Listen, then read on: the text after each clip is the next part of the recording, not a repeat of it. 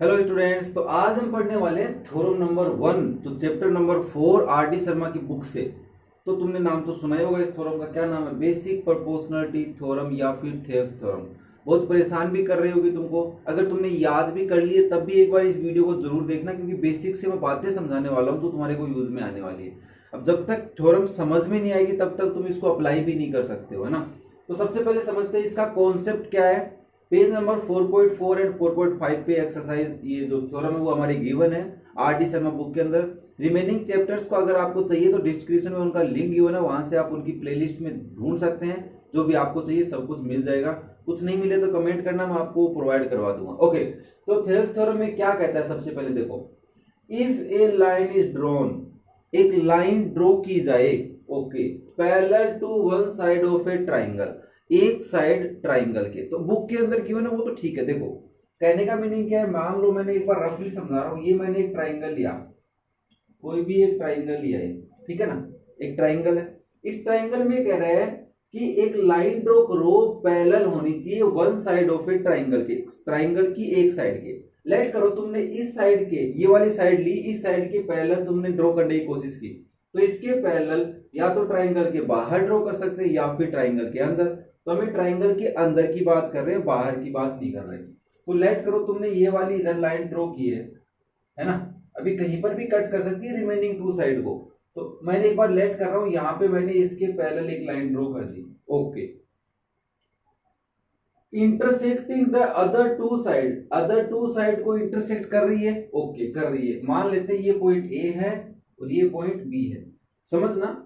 Then it divide the two side in the same ratio. अब two side है उनको भी सेम रेशियो में डिवाइड कर रही है। रेशियो का मीनिंग क्या है? देखो अगर इसको, ये टोटल 5 है, मान लो टोटल 5 सेंटीमीटर थी, तो इसको अगर 2 और 3, 2:3 में डिवाइड कर रही है, तो नीचे वाली साइड है उसको भी सेम रेशियो में डिवाइड करेगी। अब यहाँ पे कंफ्यूज होते हो आप, कहोगे सर इधर वाले को या इधर वाले को? नहीं, टोटल मान लो ये 7 है या 5 लेते, चलो इसको भी एक बार मैं लेट कर रहा हूं, तो ये भी 2 और ये भी 3। उधर इधर से स्टार्ट हुई था ना, इधर की ओर इस वर्टेक्स की तरफ, तो इधर भी इस वर्टेक्स की ओर ही जाना है। ये कॉन्सेप्ट क्लियर रखना।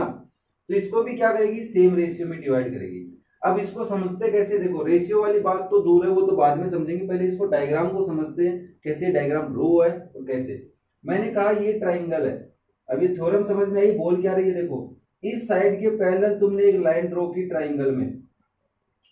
अब तुम्हें समझना है कि सर ये अगर ए बी और सी है और ये हमारा डी है, ये ई है, तो यहाँ पे हम कहेंगे सेम रेशियो में क्या कर रही है? डिवाइड कर रही है। तो आप कहोगे इसका मतलब ये होना चाहिए AD ratio DB, AD ratio DB. तो इधर मैं नीचे वाले का किसके इक्वल लिखूं बताओ?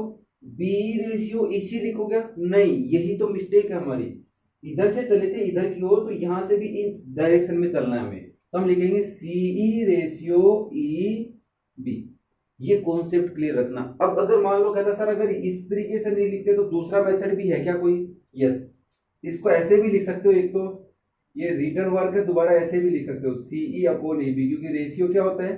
अपॉन की फॉर्म में लिख सकते हैं, फ्रैक्शन की फॉर्म में लिख सकते हैं। ओके, सेकेंड मेथड तुम कैसे अप्लाई करते हैं? बी डी डी ए, तुमने लिखा B D ratio D A किसके इक्वल होगा? अब बी से चले थे ना, तो हम लिखेंगे बीई रेशियो ईसी। इसको भी आप लिख सकते थे B D upon D A is equal to BE upon EC, ऐसे लिख सकते थे। तो ये ऐसे तो क्वेश्चन बहुत आएंगे हमारे पास, कौन सी लाइन है, कैसे कट करिए, कौन किसके पैरेलल। तो डायग्राम बना के मैं तुम्हारा थोड़ा कंफ्यूजन क्लियर कर रहा था कि ऐसे भी लाइंस हमें डायग्राम क्वेश्चन में मिल सकते हैं, तो ये कंफ्यूज मत होना। चलो थ्योरम को प्रूव करते हैं कि हमारे तो एग्जाम में थ्योरम प्रूव करनी आएगी, तो समझ गए ना तुम कैसे डायग्राम बनाओगे। तो चलिए एक जो डायग्राम बचा है, मींस इस लाइन के पैरेलल ड्रॉ करके उससे हम थ्योरम प्रूव करने की कोशिश करते हैं। तुम लोग ऐसे डायग्राम बना के भी प्रूव करने की कोशिश करना, क्योंकि अगर तुम आर डी शर्मा पढ़ रहे हो तो तुमने कुछ तो स्पेशल कर रहे हो, तभी पढ़ रहे हो। तो चलिए हमने सबसे पहले एक ट्राइंगल लिया ए बी सी, अच्छे से देख लेना, बहुत ही इंटरेस्टिंग टॉपिक है। ए बी सी, ठीक है। अब मैंने लेट किया कि बीसी के पैरेलल मैंने एक लाइन ड्रॉ कर दी, एक लाइन ड्रॉ की एल, जो किसके पैरेलल है? बीसी के पैरेलल, ठीक है। इस बीसी लाइन के पैरेलल एक लाइन ड्रॉ की है एल। वो क्या कर रही है, रिमेनिंग जो ट्राइंगल की साइड्स है उनको डी और ई पे क्या कर रही है, कट कर रही है। यहाँ पे एम एन कोई भी पॉइंट हम ले सकते हैं, ठीक है ना। बस बुक की लैंग्वेज में भी डीई है, इसलिए मैंने यहाँ पे डीई लिखा है। ओके, तो तुम्हारे डाउट नहीं हो। डीई के क्या कर रही है, पैरेलल कट कर रही है। अब तुम गिवन टू प्रूव और कुछ कंस्ट्रक्शन है वो तो आप लिख सकते हो, है ना। मैं फटाफट यहाँ पे कंस्ट्रक्शन या गिवन तुम लिख लोगे कि sir a triangle ABC in which BC parallel या L parallel to BC, draw L parallel to BC and cut AB and D AC at D and E point respectively. ठीक है, ये बातें तुमने लिखी। टू प्रूव में क्या करना है हमें, टू प्रूव में हमें ये करना है कि सर ये जो लाइन एल है ना, वो ट्राइंगल की जो दो रिमेनिंग साइड है उनको इक्वल रेशियो में क्या कर रही है, डिवाइड कर रही है। इसका मीनिंग आप कोई सी भी बात से लिख सकते हो। यहाँ पे A D upon D B equal लाना है ए ई अपॉन ई सी के। दूसरी मैंने तुम्हें बताई है ना, याद है, B D upon D A C E upon E A, वो भी लिख सकते हैं। इसका जस्ट कन्वर्स होगा, हो जाएगा वो। अब कंस्ट्रक्शन में कुछ लिखना है क्या, यस। जब भी ध्यान रखना, कोई भी थ्योरम प्रूव करेंगे तो कंस्ट्रक्शन मैक्सिमम थ्योरम में हमें लिखना होगा। अब हम ऐसे तो डायरेक्ट तो ला नहीं सकते, तो हमारे को पता है कि सर अगर कोई ट्राइंगल है, उस ट्राइंगल का हम एरिया निकाल सकते हैं।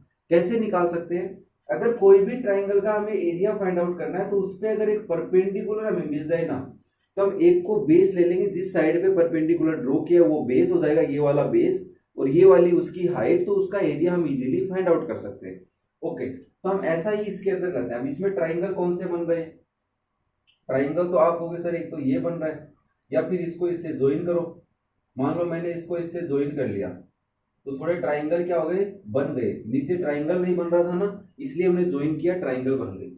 अब मैंने बी पॉइंट से इसके ऊपर परपेंडिकुलर एन ड्रॉ कर लिया। हमने क्या किया है, draw B N perpendicular on A C, या फिर और यहाँ पे ए भी लिख सकते हो, तो कोई गलत नहीं होगा वहां पे, ठीक है ना। नेक्स्ट फिर तुमने सोचा कि सर इस ट्राइंगल की हाइट आ गई ना इसकी, तो इधर वाले की भी देखो। समझना ये कॉन्सेप्ट, सारी बातें आगे क्वेश्चन में भी हमारी डाउट आएंगे, तो इसलिए पहले बता देता हूं। यहाँ पे ई है हमारा, है ना। अब ये जो ए डी ई ट्राइंगल है, इसकी हाइट है एन, यस और नो, यस। और मैं तुम्हें पूछूं कि क्या ए सी ए डी सी जो ट्राइंगल है उसकी हाइट भी डी एन हो सकती है क्या, यस हो सकती है, क्योंकि सर उसमें भी तो वर्टेक्स से सामने वाली साइड पे परपेंडिकुलर ही तो है, उसकी भी हाइट हो गई है। तो ये डाउट मत रखना तुम, ठीक है ना। डाउट हो कमेंट करो, बताएंगे हम आप। नेक्स्ट देखो, फिर सिमिलरली आपने ई से भी क्या किया, इसके ऊपर परपेंडिकुलर ड्रॉ कर दिया एम, तो हमारे पास ए डी ई ट्राइंगल की भी हाइट आ गई, साथ में ए बी ई ट्राइंगल की भी। तो हमने सेकंड पॉइंट क्या किया, कोमा लगा के यहाँ पे लिख दो।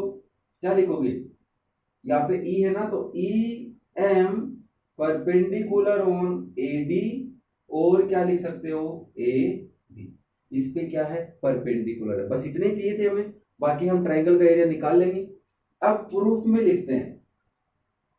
प्रूफ में लिखोगे in triangle A D E, देखो ट्राइंगल एक तो ए डी ई बन रहा है, यस और नो, यस। तो in triangle A D, area of triangle A D E बताओ क्या होता है, half into base into height होता है कि नहीं होता, यस और नो, यस। हाफ बेस कितना है भाई इस ट्राइंगल का। अब कौन सा बेस लोगे, आप कहोगे सर मैं ए ही लेता हूं बेस, क्योंकि उस पे ही परपेंडिकुलर है, तो ए ही हमारा बेस है, और हाइट कितनी हो जाएगी, डी एन।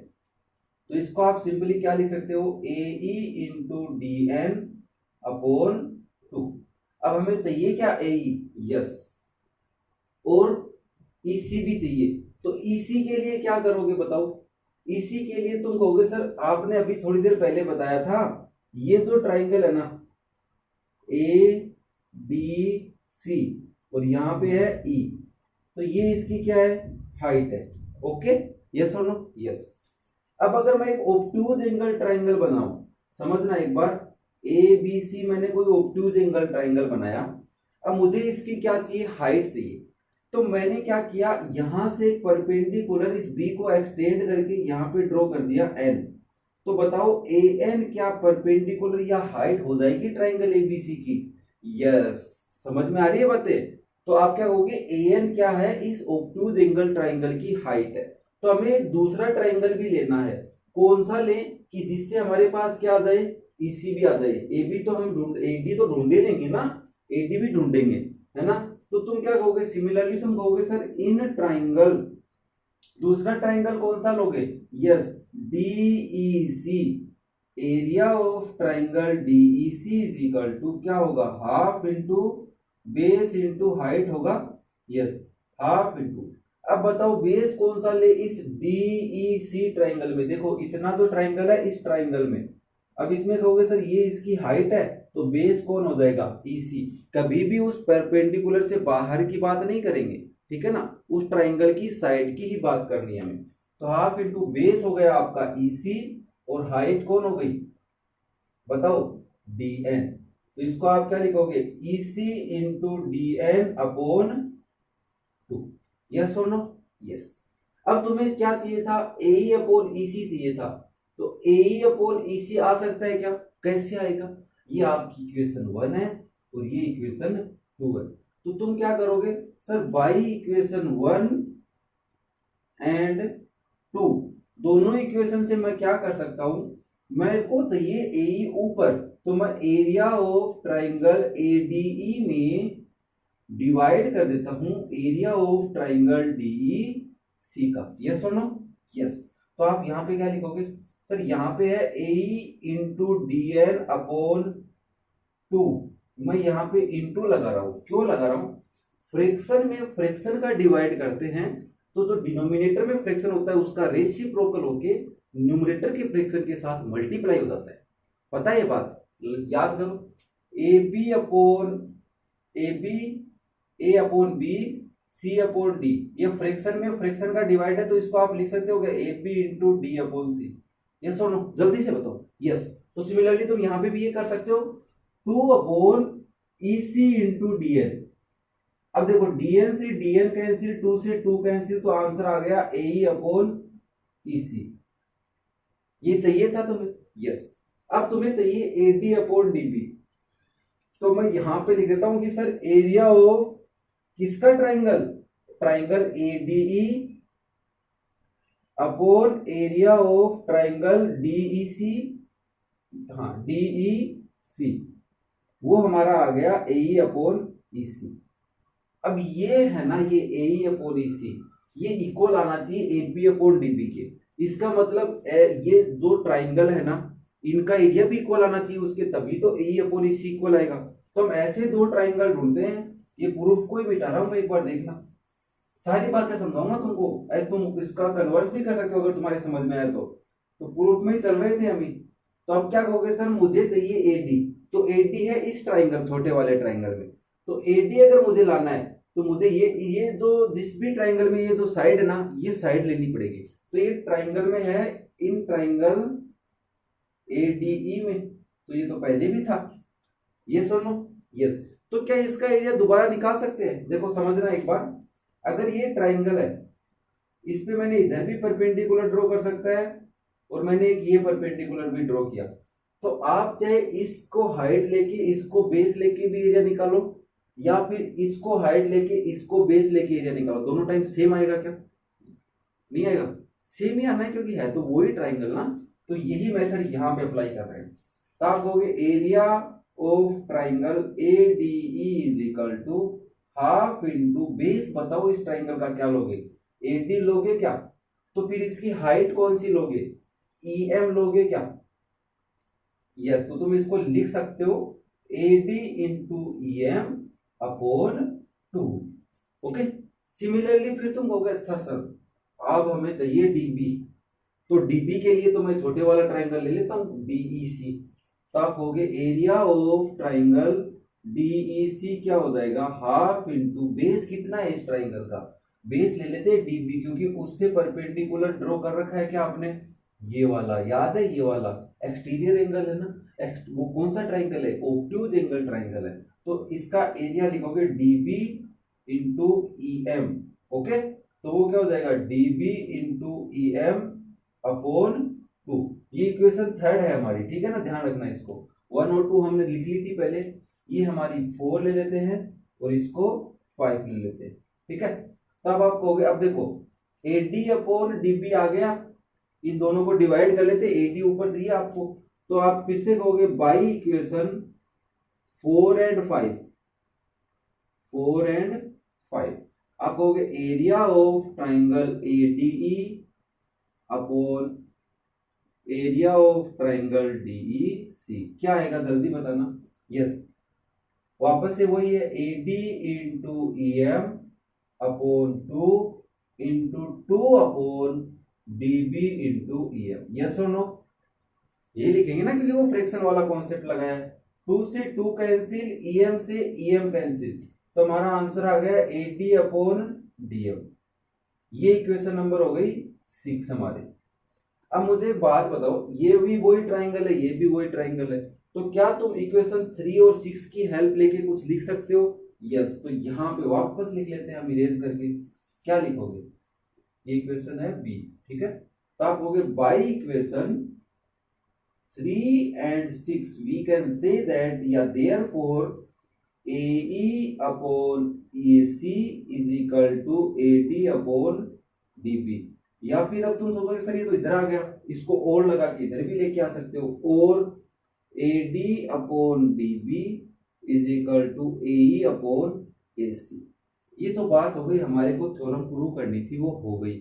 अब अगर मैं तुमसे पूछूं कि थ्योरम तो प्रूव कर ली, तो क्या और कुछ भी रिजल्ट निकाल सकते हो? तो आप कहोगे यस सर हम निकाल सकते हैं। कैसे? देखो, बात समझ में आ रही है कि नहीं आ रही? अब तुमने सोचा कि इसको कुछ और सोचते हैं, तो क्या सोचोगे? देखो, अब कहीं तुम्हें ऐसा लिखे हुए मिले AD upon AB is equal to AE upon AC, तो क्या ये सही होगा? देखो, लॉजिकली भी बात सही है, और हमको समझना है तो ट्रिक लगा सकते हैं, उससे भी सही है। देखो, कॉन्सेप्ट याद रखना, तुम मैं बताता हूं। अगर तुम A से चल रहे हो, कहां से चल रहे हो? A से, तो A से पहले तुम गए B पर, A से B, तो तुमने लिख लिया AB इधर, और उधर गए तुम A से C के पास, तो उधर जाना पड़ेगा A से C। क्यों जाना पड़ेगा? क्योंकि इधर हम कहां गए हैं? A to B, रेशियो वही है, AD अपॉन DB भी वही है, AE अपॉन EC होना ही है, लेकिन हम कॉन्सेप्ट समझ रहे हैं कि अगर मैं A से B गया इधर रेशियो लिखने के लिए, तो उधर मुझे A से C जाना पड़ेगा। फिर इधर से मैं गया A to D, तो उधर मुझे A से E जाना पड़ेगा। तो इधर तुमने लिख दिया AD, तो उधर क्या आ जाएगा? AE। क्या ये और ये बात एक ही है क्या? इक्वल होंगे? क्योंकि हमने पढ़े कि सर जब भी कोई टू लाइन ये पैरेलल है तो इक्वल होने हैं थेल्स थ्योरम से। तो अब फिर सोचा नहीं सर मैं ऐसा नहीं लिखना चाहता, तो क्या लिखना चाहते हो? तुमने लिखा बी से हम गए ए पे, तो तुमने ए बी लिखा, फिर बी से तुम गए डी पे, तो उधर बताओ पहले कहां से जाओगे? ए से कि सी से? यस, तुम जाओगे सी से पहले कहां? ए पर, अपॉन सी से कहां जाओगे? ई पर। ये बात, तो ये कॉन्सेप्ट समझने हैं तुम्हें, याद रखने कि सर ऐसा भी हो सकता है, बड़ी चाहिए तो बड़ी लेंथ भी ले सकते हैं, छोटी चाहिए छोटी भी, इसको वापस कन्वर्स भी कर सकते हैं, पर -1 और +1 करके। कैसा लगा कॉन्सेप्ट? कैसी लगी बातें? समझ में आई है? चैनल को सब्सक्राइब कर लेना, बाकी वीडियो चाहिए डिस्क्रिप्शन में लिंक मिल जाएगा। नेक्स्ट वीडियो में फिर मिलते हैं, तब तक पढ़ते रहिए, सीखते रहिए। Thank you.